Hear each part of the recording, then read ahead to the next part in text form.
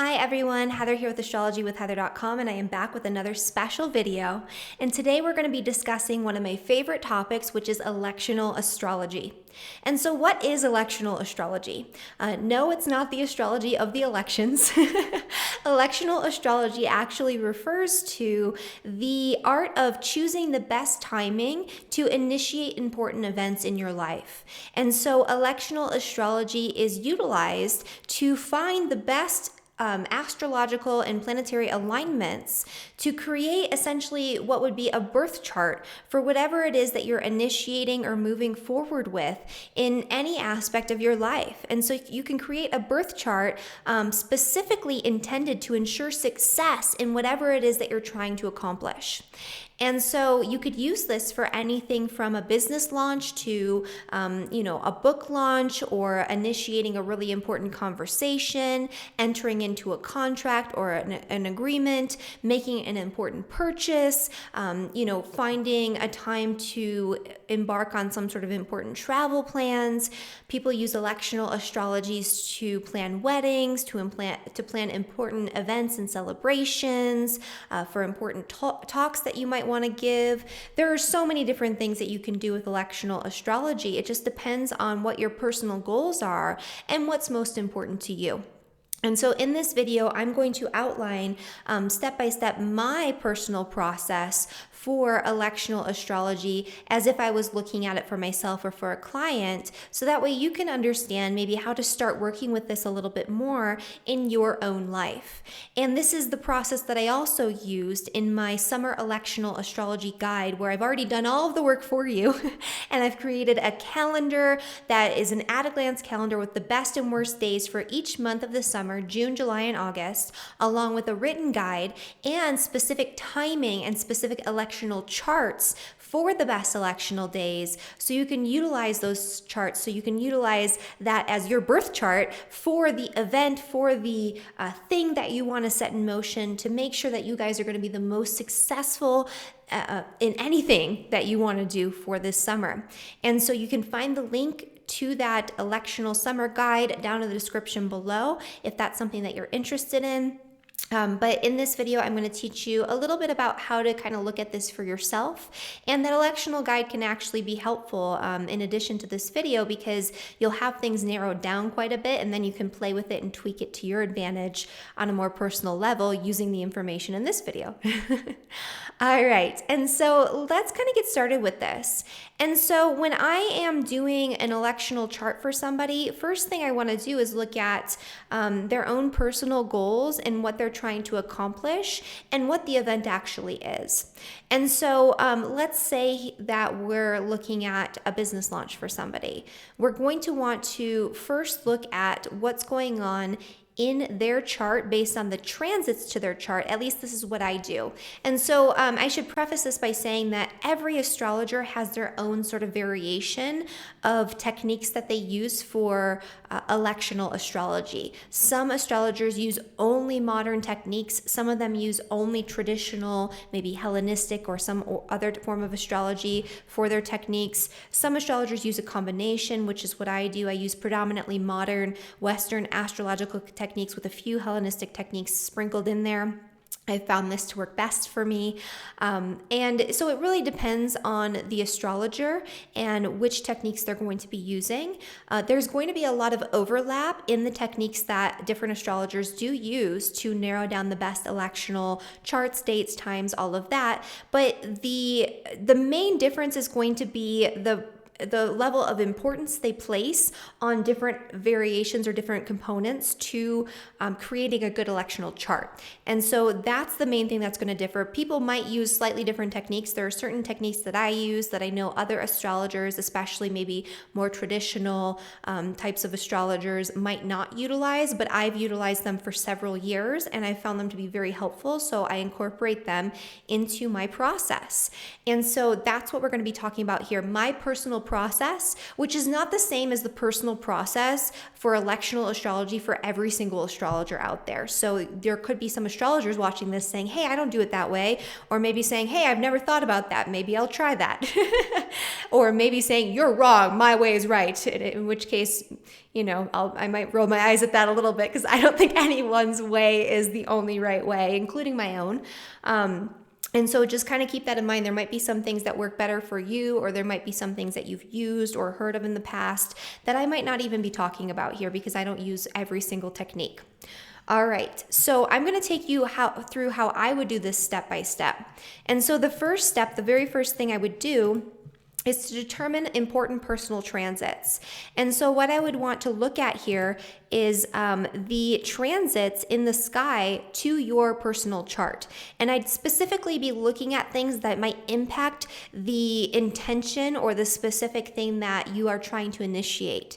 And so an example of this would be if you are launching a business, I would want to look at transits to your 10th house, to your ascendant, to the ruler of your 10th house, to your sun, to your 2nd and 6th house, because the 2nd house rules finance, the 6th house is the day-to-day activities of your business, and the 10th house is your overall career plans, your overall career in general, your public reputation. And so these would be important things to factor in and consider. The level of attention that you can place on personal transits is going to depend on the time frame that you have to utilize. And so for certain circumstances, you might have only like a couple of weeks to go with. You have to launch this thing within the next week or two, or maybe even just a few days, which is an example I'm going to give you at the very end here. In other times, you might have like a couple of months or even a whole year. That's actually a little harder because you have almost too much to work with.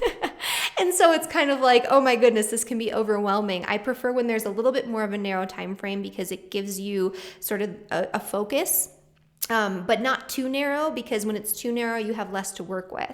So maybe figure out for you personally, what is the best sort of time frame in a practical sense, because you want to look at what's practical for you and for your business. Like if you want to launch it sometime in the next few months and you are ready to go, don't give yourself 3 years to do it, because it'll just never get done, right? So look at what's practical. And then from there, look at important personal transits. You don't want squares to your midheaven from Mars or Saturn at the time of electing for a career change or a business launch, because the midheaven represents your career, your public reputation, and your business if you're somebody who's a business owner. So you want to take that into consideration.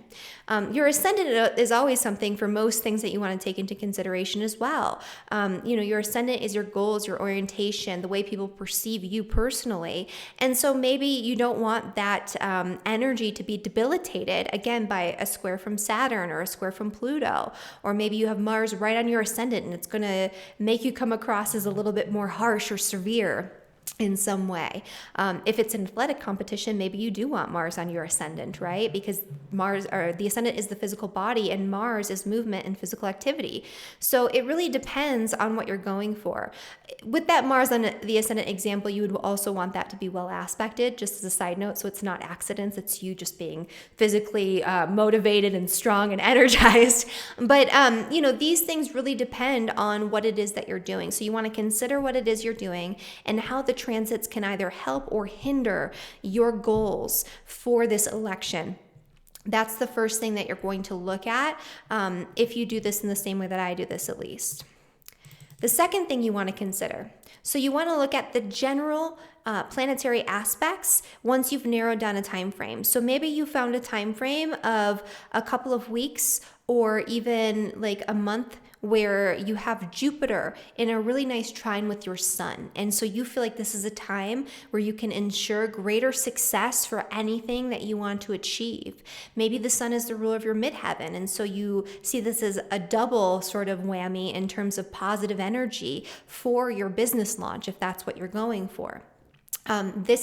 So you found this time frame, right? You have like maybe 3 to 4 weeks to work with where this energy is really strong within the time frame that you want to utilize for this launch. From there, you'll look at important general planetary aspects. And so what I mean by that is you want to look at what's going on in the sky right now. You don't want to choose a day where planets are stationing, because that's going to cause difficulties where you might have to drop something or go back and change something. You don't want to necessarily choose a day where a planet is changing signs, or the moment when a planet is changing signs, because again, that could be something you have to move on from, or something is dropped, or it could cause issues. So you want to kind of make sure that you're choosing not necessarily a transitionary period, like a station or an important planet, especially changing signs. And by important planet, I mean a planet that's really directly related to what you're doing. So if you're doing something financial, you want to make sure that Venus isn't doing anything weird that day. So you don't want Venus stationing. You don't want Venus switching signs. You don't want Venus in its detriment, maybe in the sign of Aries, or being in a square with Saturn or with Mars or with any of the planets. Really, you want Venus to be as elevated as possible for some sort of financial deal, because Venus rules money, finance, material possessions, right?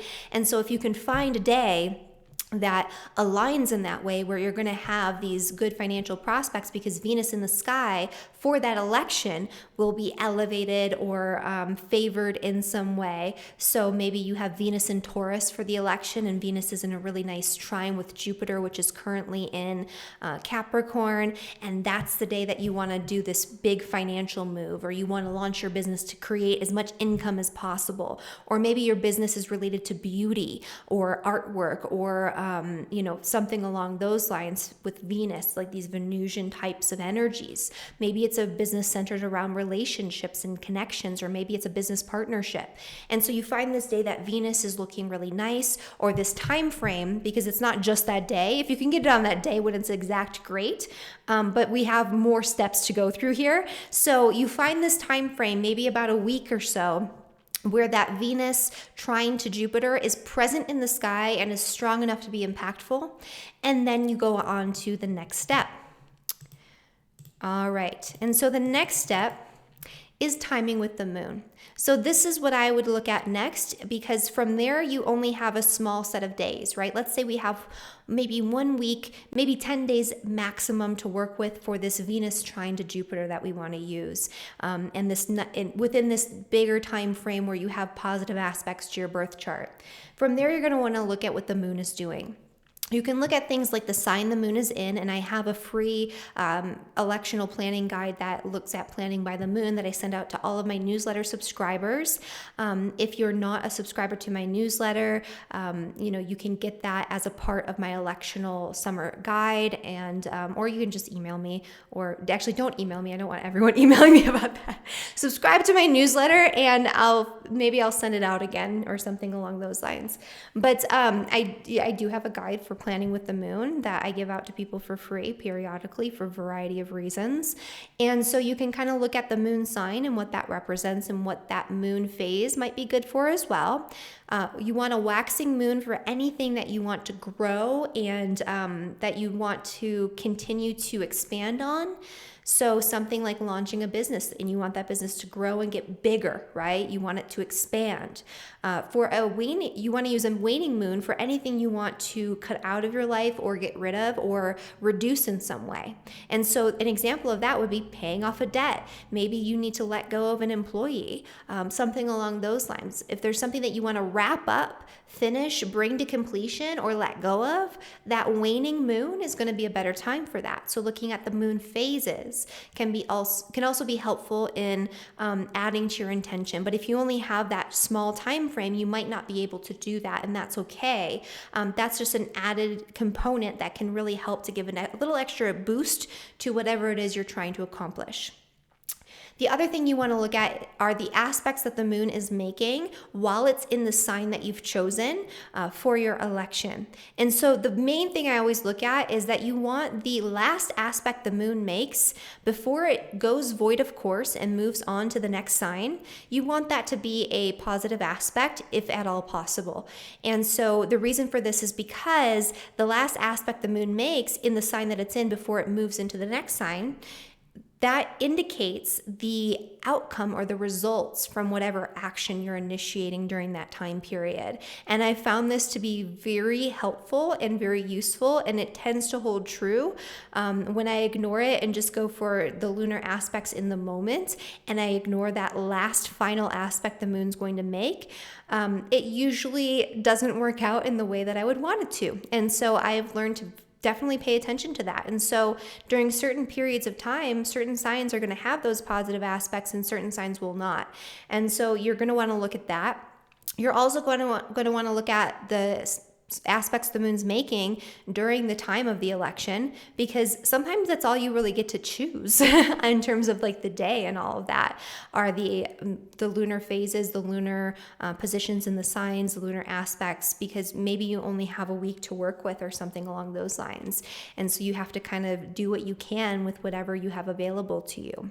And so the lunar aspects that the moon is making at the time of the election and just after the election, before it moves on to the next sign, are going to indicate potential things that could come up for you. And so you want those things to be positive. And again, that end result, you want it to be positive.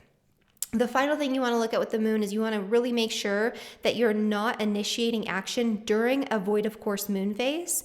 The void of course moon is a period of time between when the moon makes its last aspect in one sign and when it transits into the following sign. And so this is a time where there's not a lot of energy behind the moon, where it's not doing very much. And so there's not going to be a lot of energy or action around what you're initiating during those times.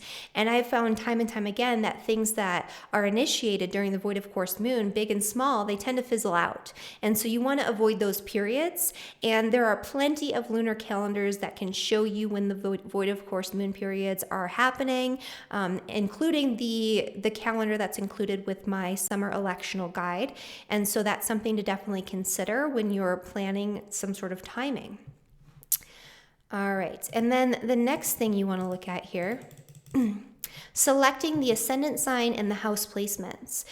A lot of times you don't have a lot that you can choose from. You can maybe do some stuff with the moon because you have to do something within a week or two, or you just have a couple of days to make it happen. And then the other thing that you can usually do something about is actually the ascendant sign and the placement of the planets in the houses. And so the first thing you want to take into account is that the ascendant in the electional chart represents the thing that you're initiating.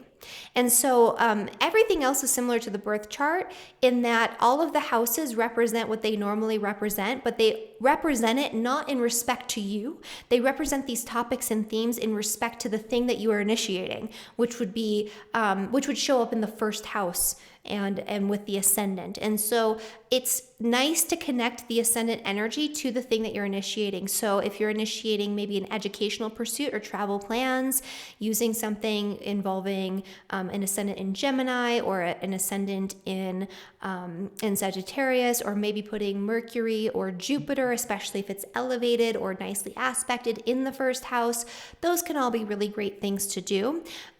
Also looking at the ruler of the ascendant or the first house, and so the planet that rules the sign that occupies the first house. An example would be if you have the first house occupied by Cancer, you're going to want to pay special attention to what the moon's doing because that's also going to have an association with the thing that you're initiating and the way it's going to be perceived and the way that it's going to be carried out. So you want to, take that into account. The next thing you want to look at are the house placements of the planets. And this is where you can really work with the energy.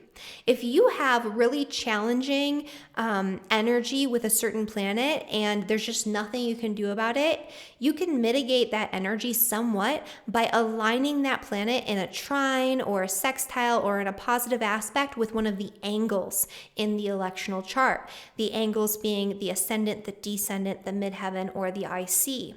And by doing this, you can actually lessen the blow when it comes to things that might be a little bit challenging or that might pose, some sort of difficulty to the thing that you're initiating. And this is especially important during times where you have really challenging energy. And so, if you have Mars square to Saturn in the skies right now, but you have to elect for something because something really important needs to happen within that week, you can maybe take Mars and put it in a position where it's in trine with the Ascendant, or if it's something business related, in trine with the midheaven, and pick a specific time of day so it's aligned in that way, and that'll help that energy to be utilized more positively as opposed to being utilized more negatively. The houses, as I mentioned before, represent what they always represent. And so, if it's something related to business, you want to make sure that the planets in the 10th house are nice and nicely aspected. That's going to be the public reputation of the business. That's going to be the people in positions of authority, leadership. That could be you. You want to make sure that those things are aligned nicely. For a business, you'd also want to look at the second house of finance. You'd want to really pay attention to the 6th house, because that's going to have to do with the day-to-day operations of your business. That's going to have to do with selecting employees and making sure you have the right people working for you. If this is a business where you're going to be working in partnership with others, you're going to want to look at that 7th house of partnership. So there are a lot of different things that you need to consider, but you also need to take into account that the challenging aspects need to go somewhere, and there's always going to be something that's not going to be perfect in every election, because it's very rare that the stars and planets align where everything is just wonderful and there's no challenge at all, because that's just not the way that life works. So you do the best you can to find the least challenging and most supportive energy for the specific intentions you have, and then you do your best to mitigate that by aligning things appropriately. All right, and then finally, step 5 is going to be double check your work. So this is where you go back in and you take the electional chart and you compare it to your birth chart, and you make sure that there's nothing super crazy going on at that exact moment that's going to be especially detrimental to you, that you could otherwise change by timing things a little bit differently. And so maybe you've done all the work and then you realize the moon is squaring your midheaven for your business launch, and so you want to time it maybe a little bit earlier or a little bit later to make it so the moon's not doing that, at least in an exact way, right? So there are things that you can do there, or you did all the work and then you realize Mars is really not doing the best things in your chart and you're not comfortable with that. And so you choose a different day and you push things back. So this is where you kind of double check your work against what's going on in the birth chart, and you decide whether or not this is important to you, or whether or not this warrants you to change something with the election in order to make it more favorable in your chart. I always look at the election as the most predominant energy, but you do want to make sure that there's nothing super horrible happening in your chart on that day, because it's not going to be an easy day. The electional chart's always going to be the birth chart of the thing, and so that's going to be most important in many different circumstances, but it really depends on what you're electing for. Things that are going to be in your life for an indefinite period of time, like a marriage or a business, you would want to pay extra attention to the way it's aligned in your chart, because it's almost like you're creating a permanent transit, because this is a thing in your life that you're going to be engaging with for a very long time, or maybe even forever. And so you want to make sure that it's not creating difficulty for you in some way, versus something like a short-term travel plan. Like if you're going somewhere for like a week, it'll affect you for that week, and that's it. It's not going to have this like long-term impact on you forever and ever, in the same way that something that it would with something that you're kind of carrying with you forever. So that's the thing that you kind of want to take into account as well. And I just kind of wanted to give you guys a short, quick example of an election that was actually quite difficult for me. So in February, I went to an event called Acapulco, where I was giving readings for this health clinic. I did medical astrology readings, and I also gave a talk on medical astrology. And it happened to line up really nicely where Jupiter was transiting Jupiter was trine with my sun, and so I liked that. And I was going to do it regardless, but I was like, okay, this is good, it'll protect me. But the timing for actually leaving on the trip, I really only had 2 or 3 days to choose from, and they weren't great. And so I had to choose between like 2 different like moon placements, and that's it. So I could have the moon in Virgo or the moon in Libra. And no matter what I chose, so the moon in Virgo, the last aspect would have been a square to Mars, and I didn't really like that because Mars was actually in a conjunction with my natal Saturn and Uranus in the second house of finance. And so this was a business trip, and so I was like, I don't really want to highlight that energy in a negative way. Let's see if we can do better, right? And the other thing, and then on the 12th of February, which the moon shifted into Libra, that was kind of my second option there. And so we had, the moon, yeah. So we had the Tuesday, the 11th through the 12th on Wednesday where the moon was in Libra. And so I had this 2-day period where I could choose from.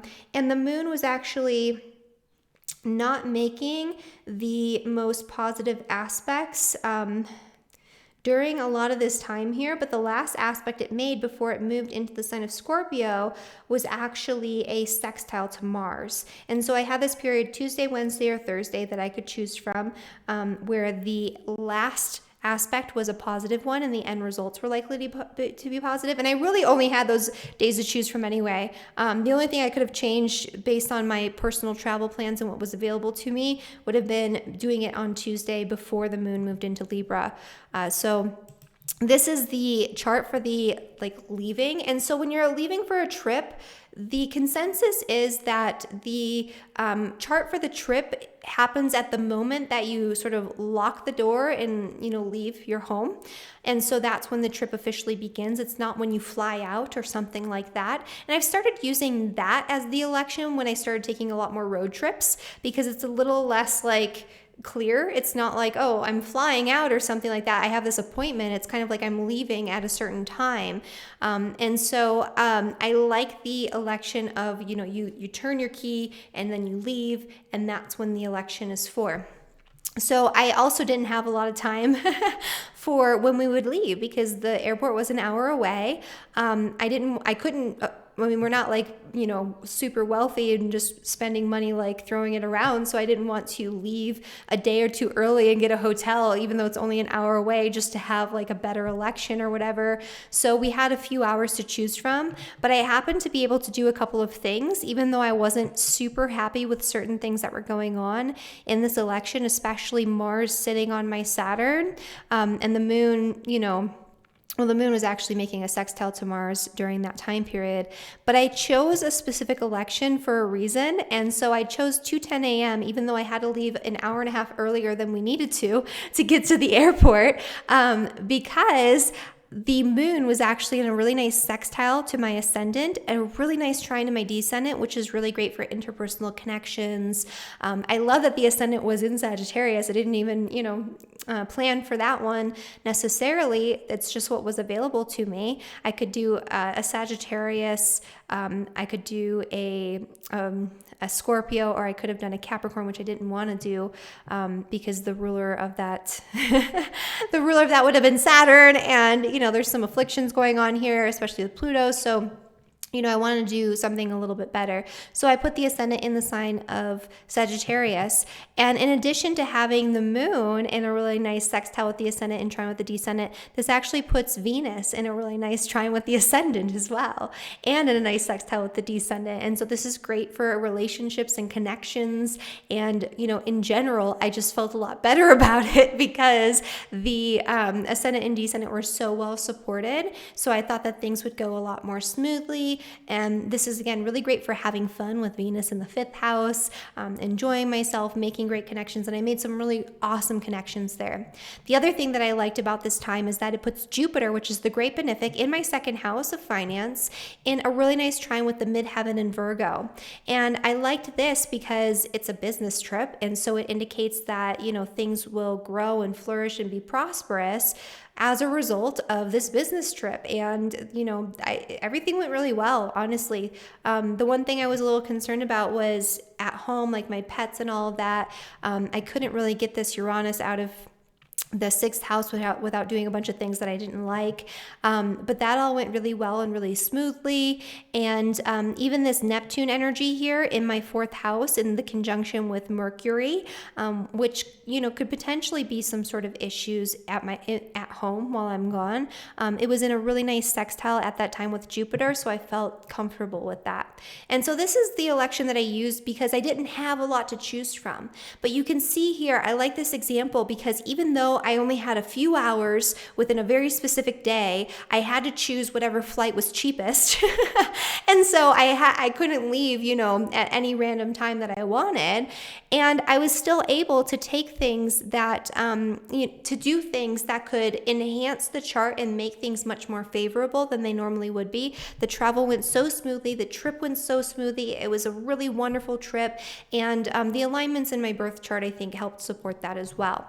So that's just one example of something you can do in a way that you would align planets with the angles in the chart in order to enhance things and make them better or more positive for you for the election. And I'm a really huge fan of doing things like that, especially if you have something that you're really concerned about that would otherwise be a bit more detrimental to you. All right, so that is my video, my tutorial step by step for how I go about doing elections for astrology. And again, if you are interested in figuring out the best times to launch important things, to have important events, to do whatever you need to do this summer, which is, you know, kind of a dicey time, but it's a little bit of a better time than most of the periods that we're going to be going through this year. And so there's an opening, there's an opportunity. And so take advantage of that. And so I can help you take advantage of that with that summer electional guide. Link is down in the description below. And if you enjoyed this video, please like the video, subscribe to my channel, share with your friends if you feel like this could be beneficial to them. And thank you so much for watching, and I'll see you guys next time.